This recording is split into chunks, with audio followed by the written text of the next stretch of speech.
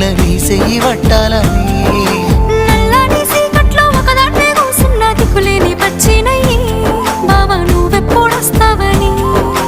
ఏళ్ళైపోతుండే పిల్ల ఎన్నెలొచ్చింది మన బతుకులా